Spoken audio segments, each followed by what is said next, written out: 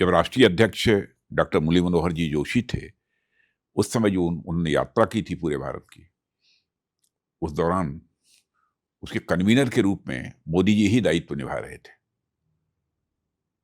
उस समय उनसे हमारी भेंट झांसी में हुई थी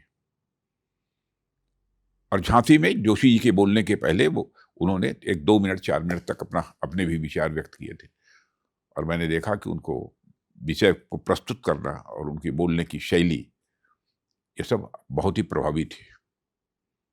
ऐसा मैंने अनुभव किया। तो मुझे लगा कि जो बीजेपी की लीडरशिप है उसमें कोई एक फ्यूचर है तो मोदी जी हैं। मेरे मन के अंदर उसमें भाव पैदा हुआ।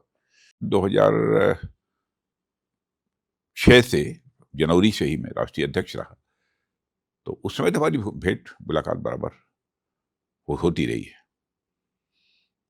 और मैंने उस समय भी राष्ट्रीय कार्यकारिणी के में भी देखा कि उनके सुझाव बहुत ही उपयोगी हुआ करते थे, बहुत ही सटीक और सांगठनिक दृष्टि से भी जो कि प्रासंगिक कहे जाएं, ऐसे सुझाव उनके हुआ करते थे।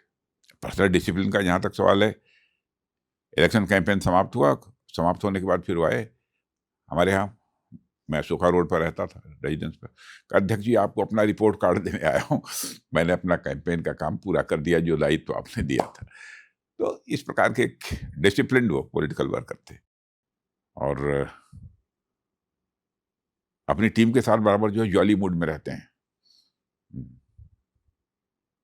कभी कोई बाहर देखे लोगों को लगता होगा कि इतना वर्कलोड है, ये है, बड़े वो तनाव में रहते होंगे, ऐसा नहीं। मोदी जी को इस रूप में मैंने नहीं देखा।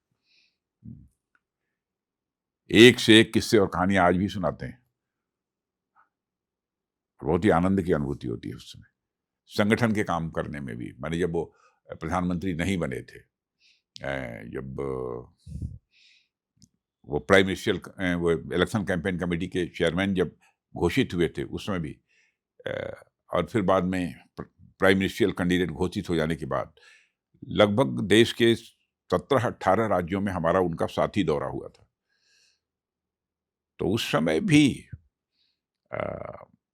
इलेक्शन कैंपेन को कैसे आगे बढ़ाना, क्या करना, इसमें तरह-तरह के सुझाव दिया करते थे जो कि वास्तव में कैंपेन को प्रभावी और सफल बनाने की दृष्टि से बहुत ही उपयोगी थे।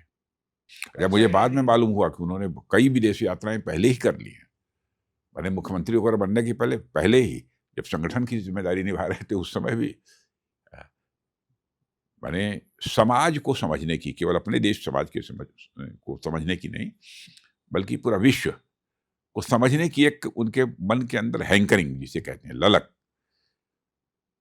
मुझे लगता है कि बचपन से ही रही है उनके अंदर। फिर दुनिया के कई देशों का बहुत पहले ही उन्होंने दौरा किया है एक सामान्य व्यक्ति के रूप में, और उन देशों को, उस देश में रहने वाले लोगों को समझने की उन्होंने कोशिश की है। चैलेंजेस से कभी घबराते हुए तो उन्हें मैंने कभी नहीं देखा है। मुझे लगता है कि उनके ऊपर दैवीय कृपा है और ये क्षमता ऐसे नहीं आती है बिना ईश्वर की कृपा से। घबराते हुए और डरते हुए मैंने कभी नहीं देखा। हाँ,